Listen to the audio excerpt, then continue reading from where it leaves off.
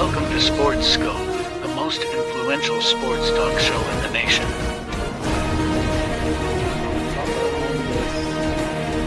What is today, the 19th? Stay tuned for updates and great sports content. Hello, everybody. Welcome to the Real Sports Scope. I'm your host, Robert Butler, on this 10th day of December. I'll tell you this for years. It's flying by.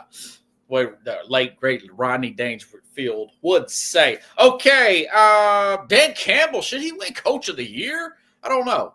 I'll talk a little bit about last Thursday's game. Also, Atlanta, Minnesota. I tell you, man, it just the case for putting Michael Penix in there gets a little bit better. Got the NFL Power 5. Going to talk about that. Bills. The Bills.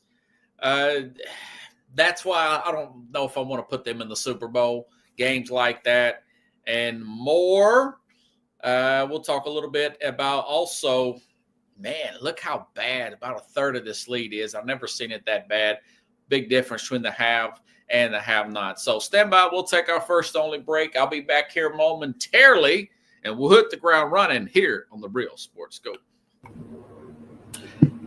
Hello, Sports Scope followers. The program has seen tremendous growth since going 5 days a week. I just wanted to thank everybody for your cash contributions and sharing the program with friends and families. Just a reminder, if you want to contribute to the program, go to the Cash App, the cash sign, and Sports Scope. There are other ways to contribute to the program listed at the bottom of the screen. If you want to advertise on the program, go to sports, that is sports with an S, another S, scope, SKOPE, at gmail.com, just like it's listed at the bottom of the screen. Thank you and enjoy the program. I'm Mac, CEO of National Streaming Sports and host of the Mac and Jack Sports Show. You're watching the sharp-dressed man and the big story breaker, Robert Butler, on Sports Scope, Monday through Friday at 8 p.m. Eastern on National Streaming Sports. Introducing National Streaming Sports, live and on-demand sports talk programming that you can access 24/7. For the premier sports talk experience, tap into our Roku channel. Start your mornings with Mac and Jack covering all the weekend sports action. Then pour a cup and enjoy all the sports you can drink on the Coffee and Sports podcast. At midday, talk sports from east to west on the Coast to Coast podcast. Followed at night by some hot girl talk with Prim and Proper Sports featuring Sonia Pearson. Talk boxing on the Gloved Fist. Yankee fans tune in for Start Spreading the News. And there's more on the College Sports Huddle and Sports Scope with Robert Butler. There are 20 podcasts in all and 70 weekly shows giving us a 3.4-star viewer rating.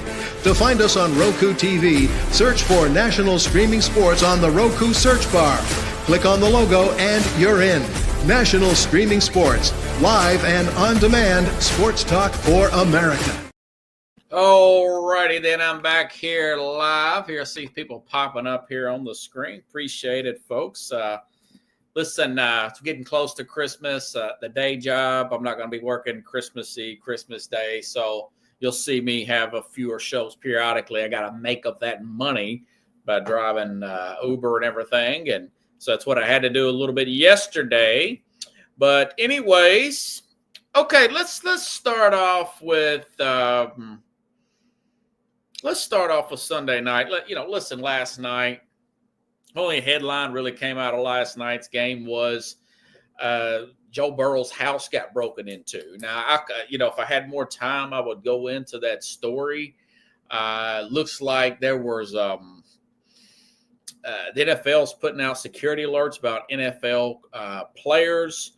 There's some kind of South American criminal ring that's breaking in NFL players' house. That's more of a story than the two teams that are very likely not going to get in the playoffs. I know they're big brands. Joe Burrow's a big brand, and of course, the Cowboys are a big brand who's not going to go anywhere this year. Technically, mathematically, Cincinnati's involved, and they're mathematically still in it in the playoff hunt. But that defense rarely can stop a nosebleed. But I'll keep an eye on that story. It is interesting. I think my quick take on that is these players, they're going to have to get unlisted numbers. They're going to have to not post so much stuff inside their house on social media. They're going to have to take more security measures, security systems, whatnot, get dogs. It's unfortunate. This is the world we live in. But with this digital age, everybody's got a phone, access to the internet. And your salaries are public like that. You're also going to get a lot of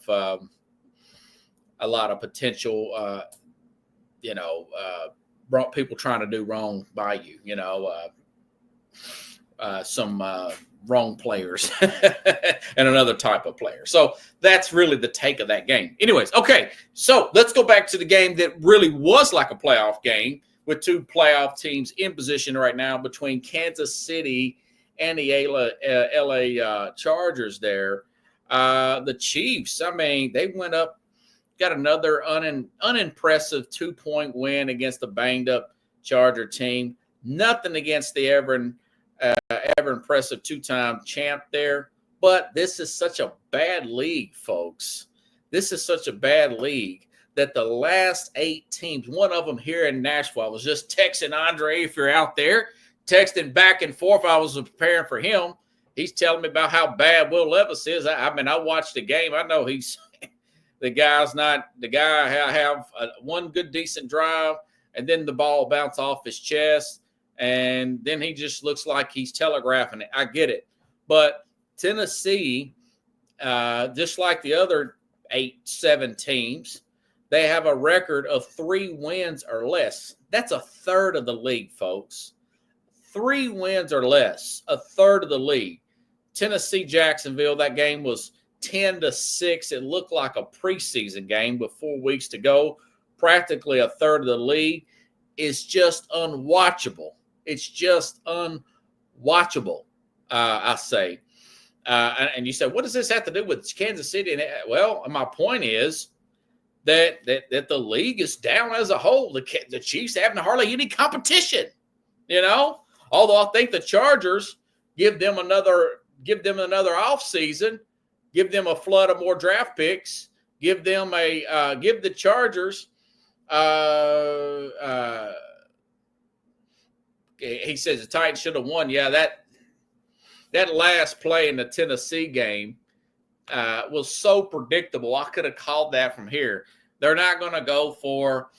He's going to do a play action. He's going to throw it to his right at the open man. It was so predictable. Should have just handed it off to Tony Pollard. Don't put it in the hands of Will Levis. But anyways, my point is that game was like a preseason game. The 10-6 loss, which I wanted them to lose. If you want your team to get better and you really know you don't have that quarterback or you don't have that roster, at this point, you want this team to lose and get better draft picks and just punt this season off, chop it up as a loss.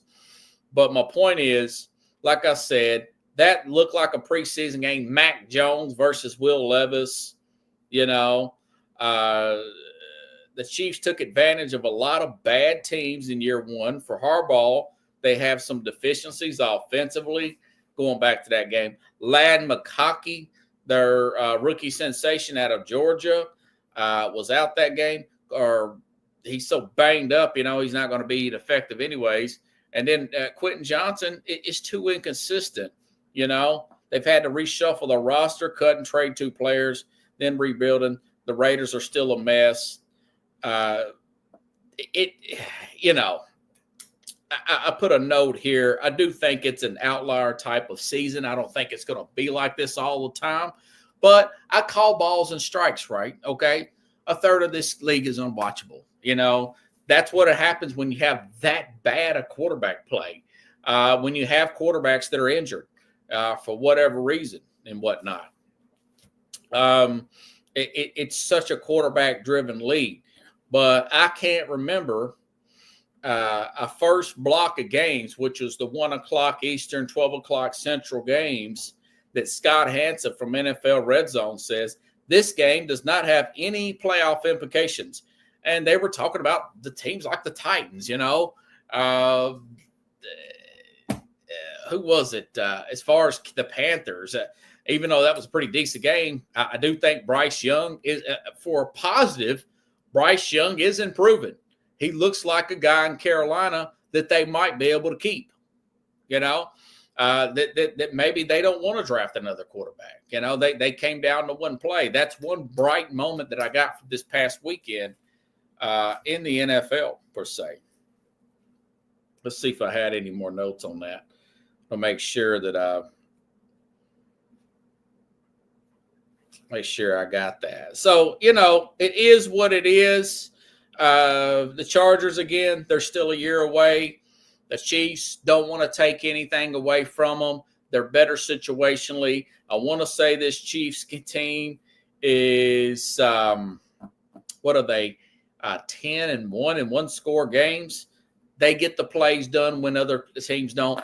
You look at that, that's a lot of the way the Patriots won. They took advantage of a bad AFC East over the years. No real quarterback play with the Jets, with the Dolphins during their heyday, and the Bills went through several quarterbacks. They didn't have a Josh Allen type of guy, per se, But anyways, so let's go back to Thursday. Let's talk about a game that was big.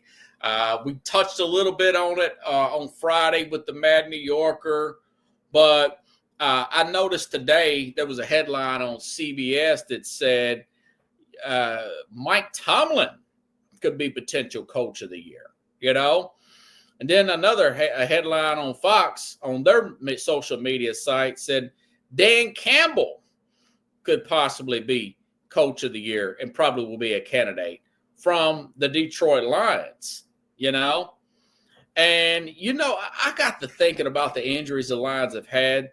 I thought their injuries on the offensive line included Taylor Decker.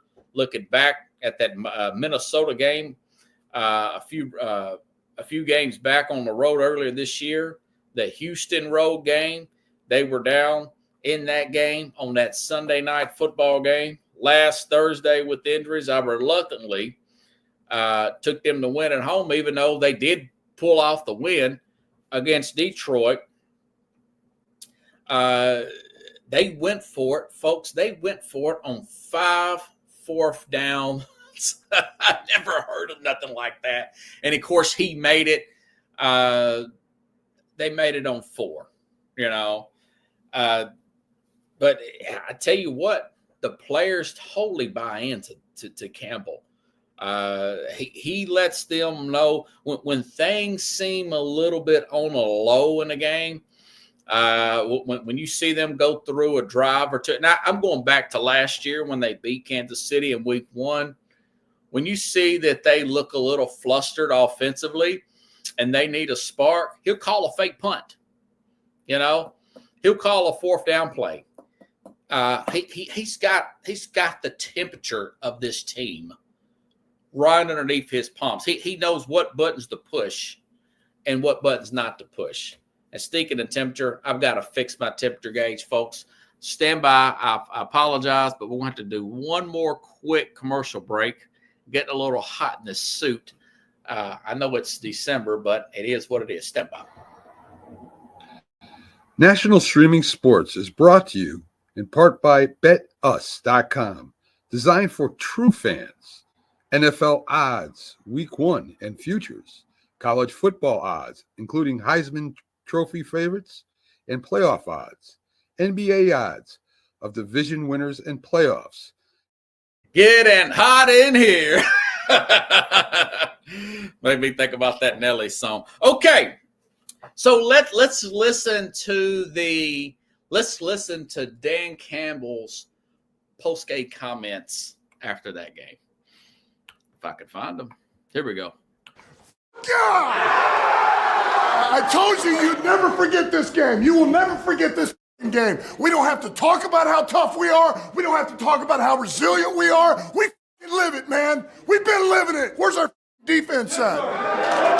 Offense, that's the way to step up, man. That's the way to step up. There you go, Skip. Keep throwing up, whatever you're doing over there. Freaking land on the line. Guys, I'm so freaking proud of you, man. That's the way to show up. You talk about pressure, we live in pressure. That's where we freaking thrive. You did it again. You freaking did it again. All right? It doesn't matter who's playing for us. It doesn't matter what's going on. You always find a way to win. That's what champions do. This is not happenstance, man. This has been in the making. All right? We are all supposed to be here together, man. We're destined for this. Just stay the course. That's 12, and that's 4 in the division. All right, I got 2 game balls, 6 receptions. I can't read this first one. I'm going to say 43 yards, 2 tugs. This first one since 2021. Jared Patrick. Thank you, guys, man. Thank you for embracing me. It's been a hell of a ride the past 2 years, and I wouldn't want to go on this ride with anybody else but y'all. Appreciate y'all, boys. All the stats you need is he won the freaking game again. Jake Payton. I freaking love you guys, man. Let's get 13 next week. Yes, sir. You guys are warriors. You're warriors. Good win. Break it down. Hey, like he said, this just don't just happen, boys. We're fucking different. Again, I'll say it again. This group's fucking different. Win on 3, 1, 2, 3. Win. All righty then. So I show all those clips from the Lions post game. They go viral. And this guy, he coaches every game like it's the Super Bowl, you know? And I thought about, I said, who else does that? And I remember reading, we're talking 15 years ago, maybe a little bit longer. Tony Dungy had a book called Quiet Strength. The great Tony Dungy won the Super Bowl. Peyton Manning built that Tampa Bay Bucks team from nothing, and 95 and got them all the way up. Eventually, when Jon Gruden took over, they won the Super Bowl, but he made them a playoff team, and they were nothing. And Gruden said, Dungy said that you treat every game like it's a Super Bowl. You know, you treat, yeah. See, Andre's even hyped up. You treat every game like it's a Super Bowl, then you won't be 2 up or 2 down. You won't be 2 up or 2 down when you do get into the playoffs. You know, he's instilled his belief. So Dungy got that from the great Chuck Noll back in the 70s. You know, Chuck Noll, he was a, I think I want to say he was a quarterback. Then Dungy was a cornerback. Then he got injured, I want to say. Then he just got into coaching, Tony Dungy did, with Chuck Noll. And he took that approach. You know, Noll won 4 Super Bowls with Bradshaw, but he took that approach every game. And he wanted, and you could see that those Tampa teams with Dungy and those Colt teams always were solid on defense, and they always played with the level of tenacity. And you could see that again, going back to Dan Campbell, they're 12-1 now. They have clinched a playoff spot. They're the number 1 seed in the NFC. And the truth of the matter is the players, and people say, well, that's simple to say. That is cliche. No, that's not cliche. That's called legit.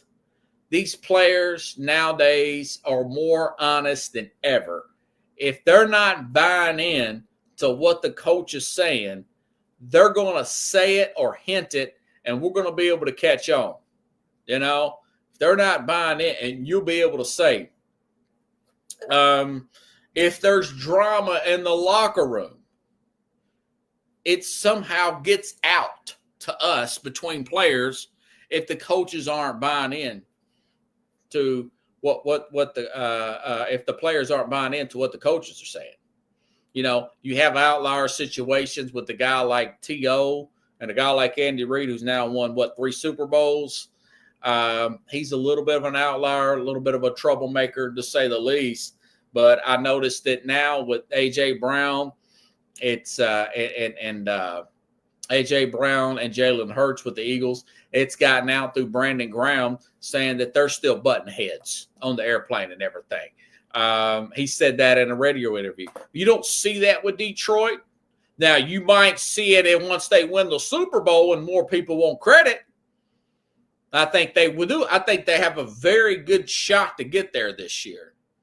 You know, I think the fact that, not to sound like a broken record, but I think the fact that Minnesota is right on their heels and this Eagle team is right on their heels as far as getting the number 1 seed, that's keeping that edge so they can't rest on their laurels.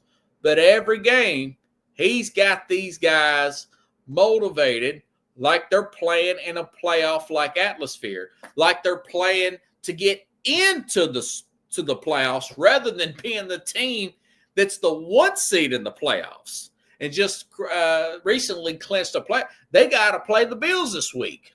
You know, they played Green Bay last night. They played a very talented, if the playoffs started today, Green Bay team last Thursday where they went for it on 5 fourth downs, Andre.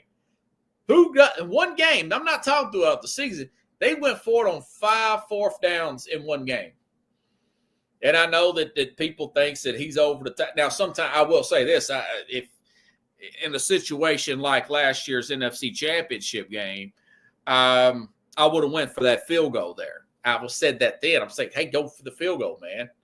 But my pick was the 49ers. I wanted Niners win. So, but, you know, don't do like you did last year. And this year, he has not done that. He has not done that. But, you know, if you're, you know, John Madden said this. He's told Ron Rivera, former Carolina Panthers coach, you know, and Rivera, he did get to a Super Bowl, you know, did get to a Super Bowl once won Coach of the Year twice. And he was talking about this book and this analytics and all this and when to go for it on 4th down, when to not go for it on 4th down. And he's losing all these close games. And he asked the late, great John Madden. By the way, there's a great documentary on Andre, or if anybody of you listening, if you're bored one day and you've got Amazon Prime, watch the documentary on John Madden and the John Madden game, the history behind that, the greatest video game of all time, Madden football. I digress. So, but John Madden, going back to this story, he said, listen, what are you doing, man? He said, well, I'm going by this analytics book. And he said, first of all, Madden, in his voice, said, hey, throw that book away. You got to go for your gut. You've got to go for the feel for that game. Like I just said earlier about Campbell. If he feels like there's a low in that offense, he will go for it. He will do a fake punt. He'll go for it on 4th down. You know, if he feels like he will get Ben Johnson, who totally, you know, they have total belief in Ben Johnson, their offensive coordinator's scheme. Then on top of that, they have total belief in Dan Campbell. You know, like I've said before, Campbell, I like the way Campbell addressed, this was in the Hard Knocks. He addressed the team about putting pads on in the first day of training camp. It's the first day possible, the first day that he could legally do it within the league rules. Put pads on. And he said, listen, guys, in his voice, hey, listen, guys, you know, I know y'all look at me crazy right now. Why are we hitting in these pads? He said, studies say that if we do this early, we're not going to get injured late. That's what the studies say. Well, he was right. That was his first year there. So from that day forward, he's explaining why he's doing things. He's not telling these guys, I'm here, I'm way up here, and you're down here. In other words, don't ask me why I'm doing something, just do it. He's not doing that. In other words, he's talking like a former player and telling them, this is why I'm doing it. It's for our benefit. It's not because I know better than you and you shouldn't question me type of mentality, like he's some kind of superior person. He's the head coach. Didn't think he was going to work out, but right now I'd probably give him Coach of the Year, but it's still early. We still got a month to go. We still got 4 more games to go. So, but I think it was a good win. I think these games are playoff like atmospheres for him, and we're going to see it again this coming up weekend against the Buffalo Bills. And I look forward to seeing that. Okay, staying in that same division. Talked about this game Friday with the Mad New Yorker. Atlanta and Minnesota. I mean, this thing is really going off the rails down there in Atlanta, in my opinion. No touchdowns, 2 more interceptions for Kirk Cousins as Atlanta needed this win to stay with Tampa to win the NFC South. They have lost four straight, 2 of the last 3 in blowout road games here. Cousins not even listed on the injury report. I mean, this guy has not thrown a touchdown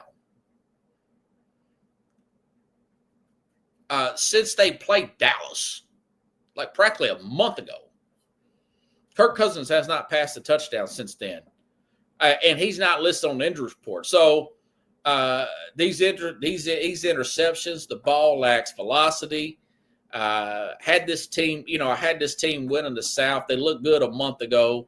Raheem Morris, their head coach there, has to make a tough decision to spark something. I just mentioned that with Dan Campbell, the older former player, to spark something in this team, And I said this last week, and I'll say it again this week.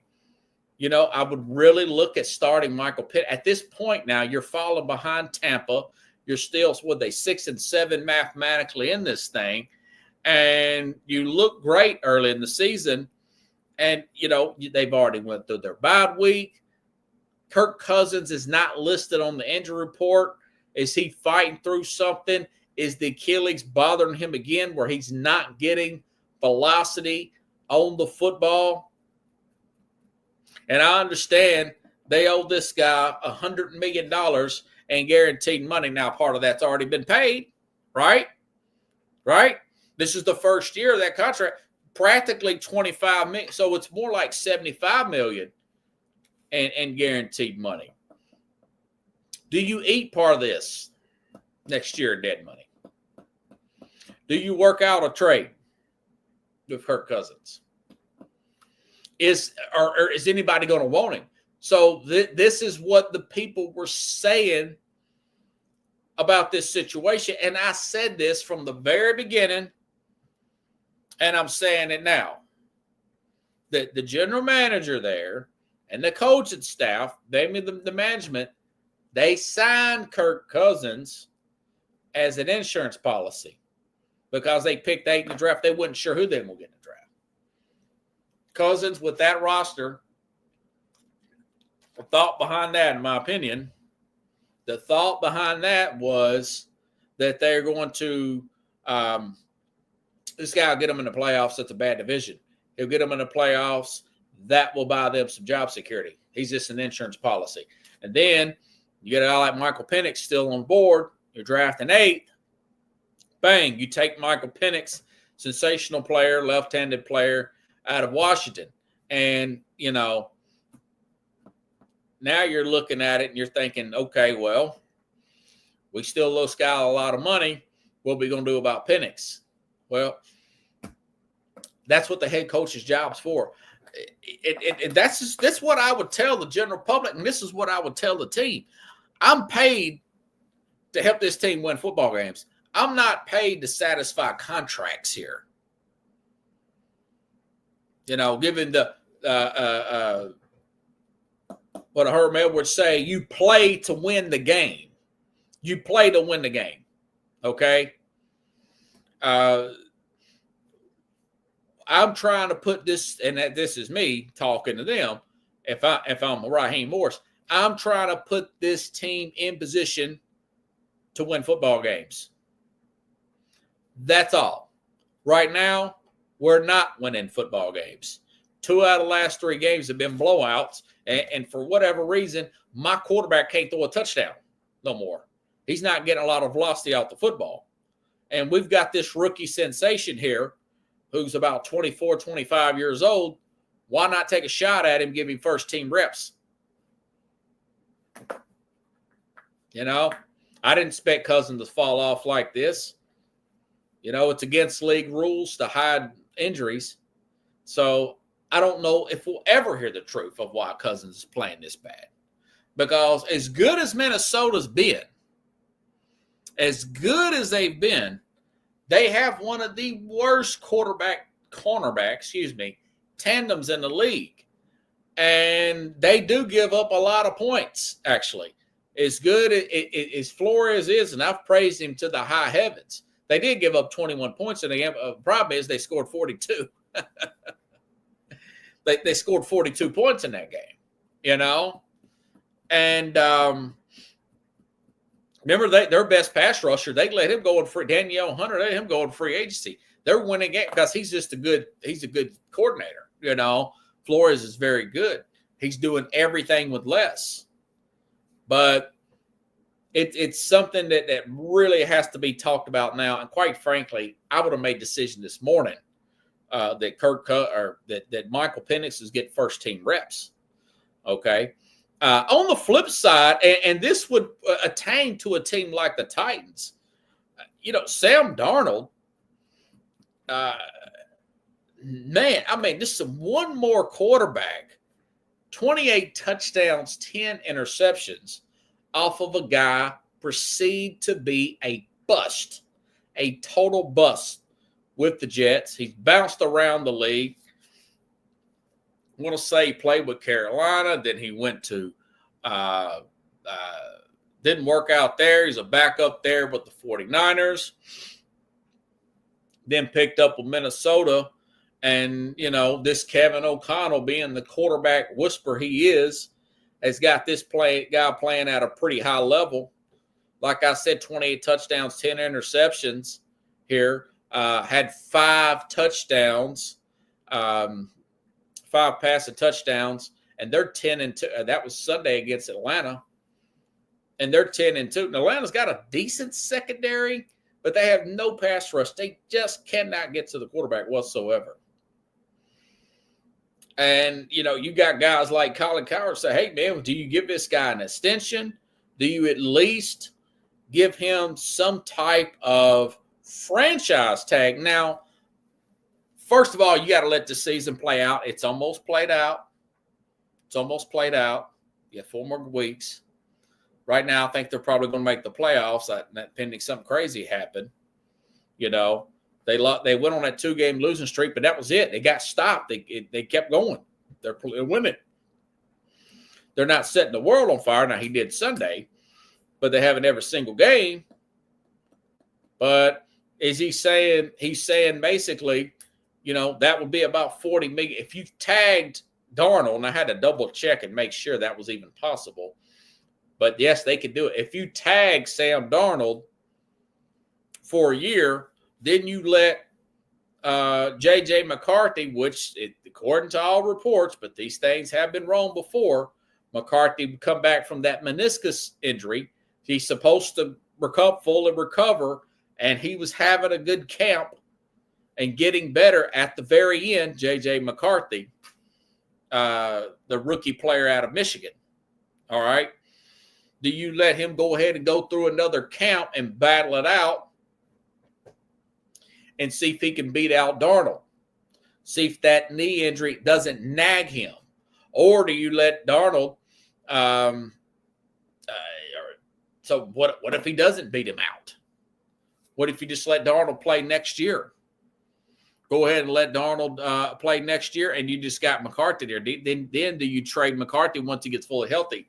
Well, the issue is what the management's looking at that is they're thinking to themselves, okay, well, we want to keep McCarthy. Ideally, they want to keep McCarthy on that rookie contract and move off Darnold, or maybe franchise him and trade him for picks. That would be ideal.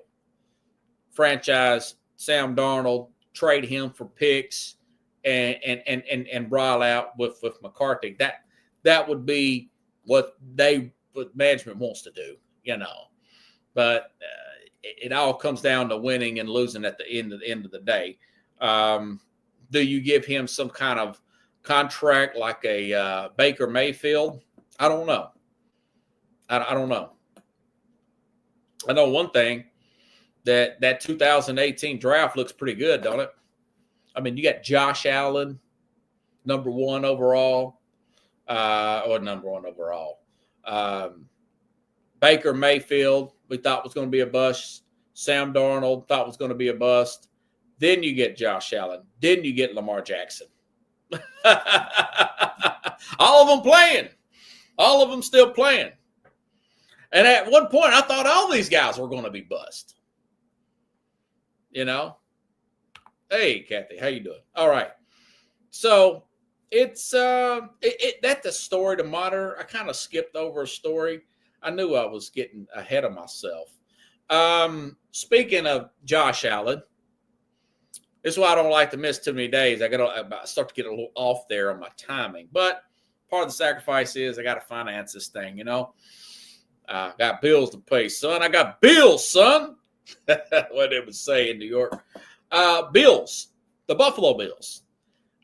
It's games like that where they gave up 37 points, 44 total. They had to block punt for a touchdown. It's games like that I don't trust this team to win a Super Bowl currently as constructed with Sean McDermott and this current roster. But between giving that up, Puka Nacua, by the way, 12 catches, 162 yards, 2 touchdowns. So it wasn't the fact that they just got ran on like nobody's business. They could not stop Puka Nacua. This reminds me of the Ravens game a couple months ago where they got totally ran off the field. You know, does that really look like a Super Bowl team to give up that many points where they just lay an egg like that? The proportions. I understand a possession or two, the first couple possessions of the game, you're on the road. You like I said, they snapped that division. They've won the AFC East early. They've won the East early, and psychologically, that's why I was talking about Detroit. They took their foot off the gas. You know, they beat up a banged up San Francisco team. They think they're all world, and they still have a lot of work to do. They go on to the Rams, and they forget how to play defense. You know, but the Bills, and this is what they've done in the past, not just this year. When they get in these games where the defense just cannot get stops, Josh Allen plays Superman, right? He plays take over everything guy. They got 21 yards out of their running backs not named Josh Allen. Ray Davis, James Cook, who's been killing it this year. They are 2 weeks off a bye week. They should be fresh against the Rams. You could pass to set up the run against the Rams. The Rams have one of the worst cornerback tandems in the league. So, yeah, Josh Allen, yeah, he six total touchdowns, 3 passing. Everybody talks about that. 3 passing, 3 run, but they lost the game. You know, that does nothing for me. That does nothing for me. You do all that, yeah, he's favored to win the MVP and all that. Great fantasy play. But when he has to play like that, when he puts up those cartoon Madden-like numbers, the Bills are 5-6. They don't win.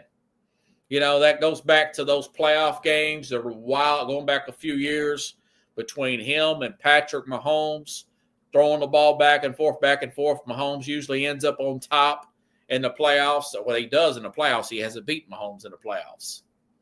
And it's also, you know, this team. And it's frustrating. But that's why I just don't see this team getting there. And it's very unfortunate. I mean, I think this guy is John Elway-like, man. You know, but it's games like that. And people are asking me, you know, Carlos, do you really believe in this team? I think they're playing well. They're the best version of themselves when they're disciplined to their running game. But McDermott's the head coach. He's responsible for that. And at some point, Allen, you hope they get an offensive-minded head coach and they get a sharp defensive coordinator. You like to bring Leslie Frazier back. He's taking a year off or something, because McDermott's not doing that well on defense. A lot of that's gap discipline. Remember, this team who had 20 yards from their running backs, the Eagles put 200 something yards plus rushing on that same Rams defense. They did. They'll bounce back this week, but it just goes to show you that this team is just not quite there yet. I don't think they'll ever get there under the current coach and currently as constructed. But going back to Allen, he'll probably have to be asked, hey, you want to win? We're going to have to adjust your salary. I don't necessarily take a pay cut. We're going to get an offensive-minded head coach that focuses on running the ball with the backs. We're going to get a sharp defensive coordinator, like a Brian Flores type. Like remember, Kansas City wouldn't win anything till they changed coordinators until they got Spagnuolo. Okay? And we're going to have to ask Josh, hey, do you need him? You probably want to take a pay cut here. Like Tom Brady did most of his career, if not the whole thing. Kirk Cousins made more money than Tom Brady as far as NFL paychecks. Go figure. And then we'll have a shot to win a Super Bowl or two, maybe. Or this is going to be one of those careers about like Cam Newton, win a MVP 1 year, runs a lot, fills the stat sheet up, no rings. Same with Dan Marino. At least Marino got to a Super Bowl. At least he got to a Super Bowl, folks. But anyways, okay. So let's do this Power 5 before I forget it. Pittsburgh, good win there. It's against Cleveland, but Cleveland's a pretty talented team, regardless of their record. But Cleveland's got Jameis Winston on there. He's gonna give you the ball a couple of times a game, and the problem with him is it may go for a touchdown. But the other team, they'll throw one for your team and one for the other team. But Pittsburgh, this is about them. Pittsburgh beat Cleveland as a favorite. I say that because Tomlin's teams have had a problem sometimes playing up to the competition. That wasn't the case this week. Maybe, just maybe. And by the way, it's coming on tonight. I'm going to try to get a clip of the AFC North doing the Hard Knocks documentary. Maybe this is adding extra pressure, a good pressure, an attention getter for Tomlin to keep his team coached up, even against teams that they're favored against. But those cameras are there, watching how he conducts meetings during preparation for each game. Something to keep an eye on. He's had a couple of good one-liners last week. I'm pretty sure he'll have a couple more coming up tonight that was recorded from last weekend on the great Hard Knock Show, which I've recorded HBO. Another reason I had to keep working extra hours to pay for it. But Pittsburgh, they're number 5 now. They keep slipping in and out and around my Power 5. So my Power 5, Pittsburgh's number 5 as a favorite. Pittsburgh D's tied for first in defensive turnovers. Russell Wilson, they're paying him peanuts, folks. Russell Wilson, he's up to 12 touchdowns and 3 interceptions in the few games that he's played this year. He's got 103 quarterback rating. That's better than Jalen Hurts' 6th most in the NFL. So Wilson's playing well. Arthur Smith, right system behind him. Defense is good. Defense isn't perfect. They still give up big plays and points, but they've also get the most turnovers here, tied for the most in the NFL. And they're in first place, folks, in the AFC North here. This is the most balanced Steelers team, I would say, since Big Ben's last Super Bowl appearance back in 2010. Now, they lost that game. I'm not going to say it's as balanced as the teams that they won the 2 Super Bowls with, Ben Roethlisberger. I think those defenses were a little bit better. They were a little bit more crisp, in my opinion. They were a little bit more crisp. But this is the most balanced since the one that lost. Well, that's better than what they have been since 2016 because they ain't won a playoff game since then. Okay? So that's a good thing. This team can win a playoff game or 2. I don't think they can get to the Super Bowl. I don't think they can get past Kansas City in the AFC. And even as crappy as Buffalo plays sometime, I don't think that they can get past Buffalo, but we'll see. But we shall see. But anyways, they're number 5. Pittsburgh's number 5. Bills has slid down to 4. They were flat Sunday. Again, they gave up 44 points to the Rams. Not a lot of injuries, defensive injuries. Reminds me of the Ravens game a few weeks back. I mentioned that earlier. Bills still pretty balanced. Maybe they may have simply been looking ahead to the Lions game this week. But the Bills, hey, they're 2nd point scored. They're 8th in points allowed. And they have played Kansas City, Baltimore, Miami. That's a little perspective with the Buffalo Bills. Josh Allen having an MVP season. He's favored in most gambling books, okay? So Josh Allen is favored in most gambling books here. Okay, so I still got Bills at number 4 in the Power 5. They're way out front in the AFC East. They're still, I think they want to say they're still a 2 seed in the AFC. Kansas City, again, won another 1-score game. That's 10 this season. Clinched the AFC West again. 9 straight NFC West titles for the Chiefs. 7 points allowed. 7th in points allowed. So their defense is playing well. Offense isn't where it needs to be still. They're still working out the kinks here. I just get a sense that Andy Reid wants to get Xavier Worthy more involved. They just cannot get the right play schemed up for him. I still think he's an ongoing project. I know their only touchdown was DeAndre Hopkins against that really banged up secondary at cornerback anyways for that Charger team. But I still think that they're trying to do that. Nick Kelsey's past his prime. He might get you a first down every now and then. He's on the back end, but they're still, hey, listen, the defense is still good. You know, I have them over teams like Denver, Minnesota, who have better points and stats, but are you really going to take Denver or Minnesota over a Kansas City team?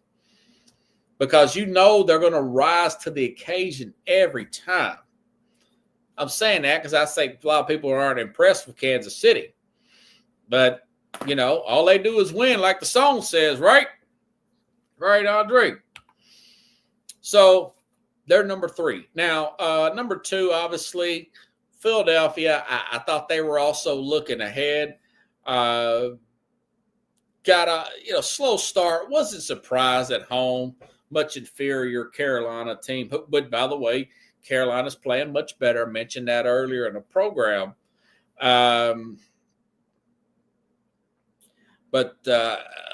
Listen, you know, they were in a sandwich game there. They were playing Carolina after Baltimore where they were really up for that game. They got Pittsburgh next week.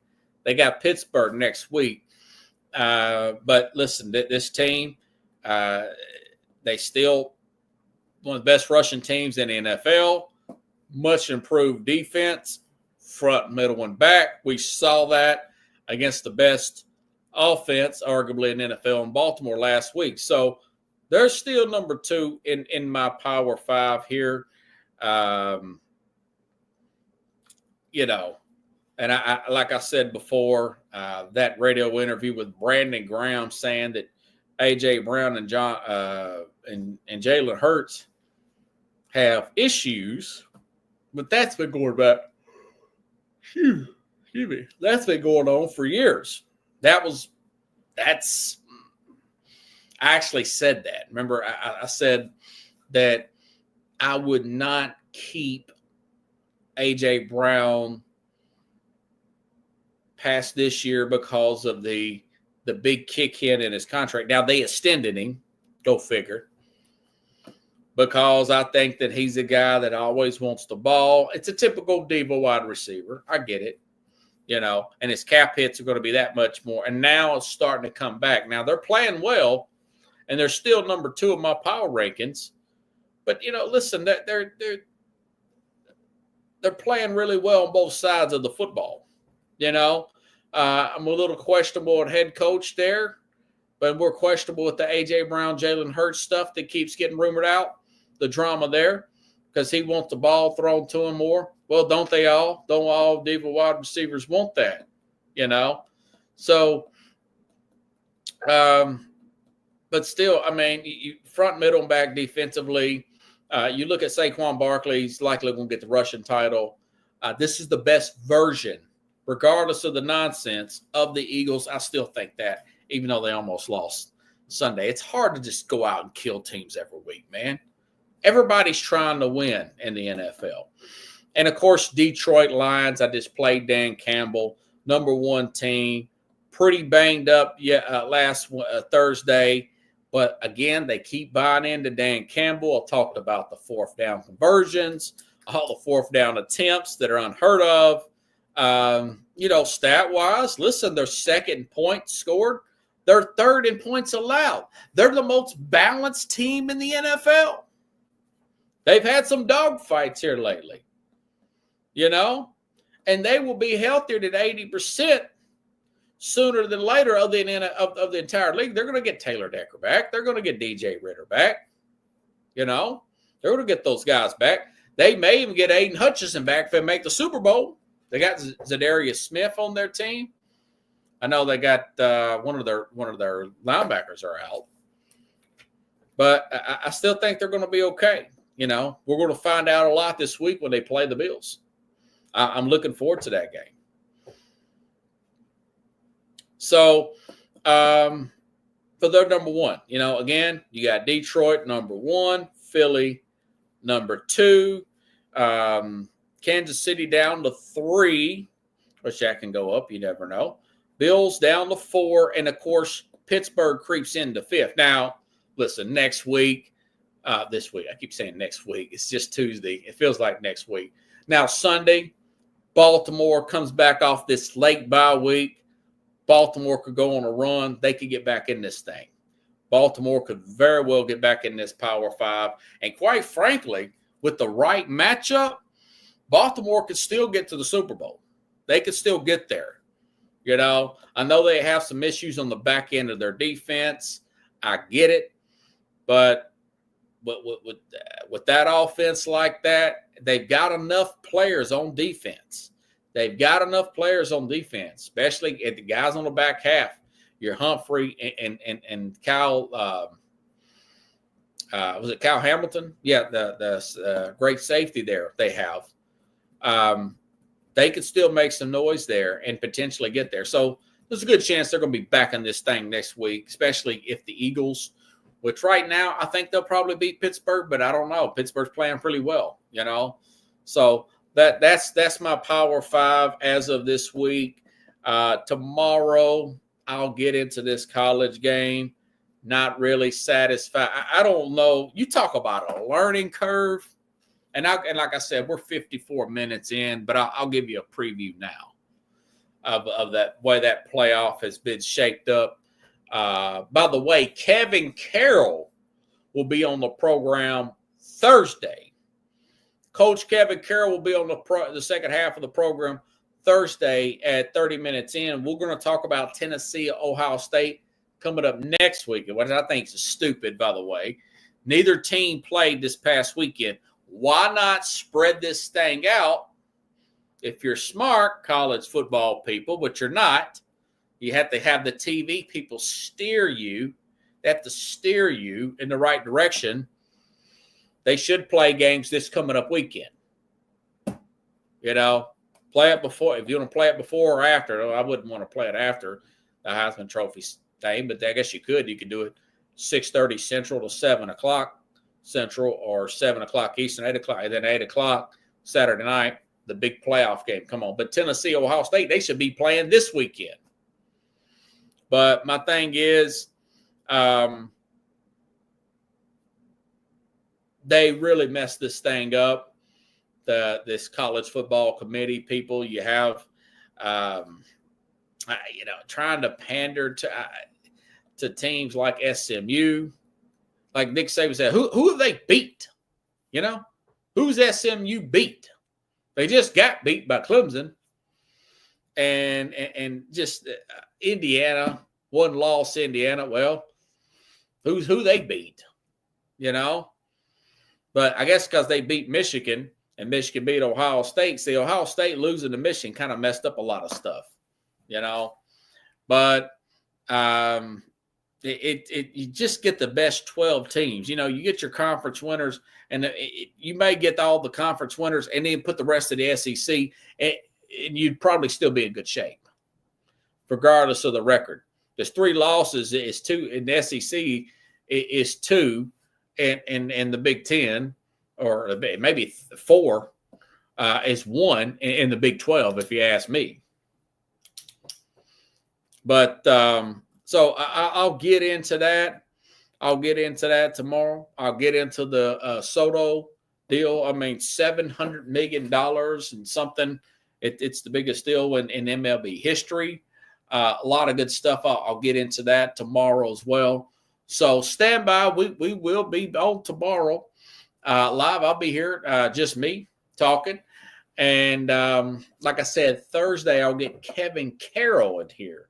We'll talk about this playoff and the way this thing has set up here, and go over some things and get his prediction for the game, which will be next weekend. Now, this weekend we're going to have you'll have the Heisman Trophy presentation. Travis Hunter's the odds-on favorite. Should be the favorite. Should win it. He'd have my vote if I was a voter for that. But that's all that's going on Saturday, which is. You know, that, I think it's the Army-Navy game. Yeah, nothing against Army-Navy, but you'd rather see a lot of the big games be played this weekend. That's the whole idea of this thing. So if you like the show, share the show, folks. It's very hard for me to distribute this show out. I should be on a bigger platform. I'm putting in the work to do that. And the only way I do that is I get you to share it. Share this program, you know. I would greatly appreciate it. So, again, I'll be back on tomorrow, folks. Same time, same place. Thank you, Kathy. Thank you, Andre. Here on the Real Sports Scope. Good night, everybody.